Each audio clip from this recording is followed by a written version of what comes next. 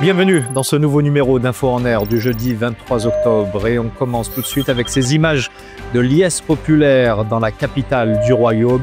Une marée de supporters a investi les artères de Rabat pour applaudir les U20 champions du monde. À bord de leur bus à Impérial, les lionceaux de l'Atlas ont fendu la foule à l'issue de la réception organisée en leur honneur sur instruction de Sa Majesté Mohammed VI, une cérémonie qui fut présidée par le prince héritier Moulay El Hassan. En pleine campagne de récolte des olives, l'agence hydraulique du bassin du Loukos sensibilise les propriétaires d'unités de trituration. Ces agents se rendent sur le terrain pour les inciter à gérer de manière responsable les déchets oléicoles. Ces résidus ont en effet un impact néfaste sur l'environnement et notamment les nappes phréatiques s'ils sont déversés de manière anarchique dans la nature. Les supply chains sont désormais au cœur de la souveraineté économique et de la compétitivité des entreprises. C'est le directeur général de Tanger Med Port Authority qui l'affirme.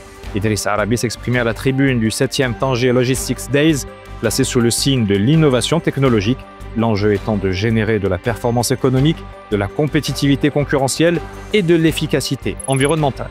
Le chiffre d'affaires généré par les établissements et entreprises publiques devrait dépasser les 393 milliards de dirhams à l'issue de l'année en cours, une performance en progression annuelle de 8% et qui se concentre essentiellement autour de 4 secteurs, en l'occurrence celui de l'énergie, mines, eau et environnement, suivi du social, santé, éducation et formation, puis infrastructure et transport, et enfin le secteur des finances. Et direction les États-Unis pour finir, où le shutdown s'éternise. Le pays entre dans sa 4e semaine de crise budgétaire, ce qui risque fort d'impacter l'activité du secteur aérien.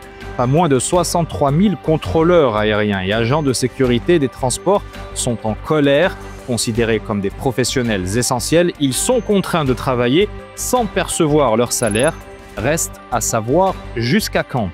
C'est la fin de cette Info en Air. À très bientôt pour un nouveau numéro. D'ici là, n'hésitez pas à partager avec nous vos infos et vos vidéos à l'adresse qui s'affiche sur votre écran, infomediaire@infomediaire.ma.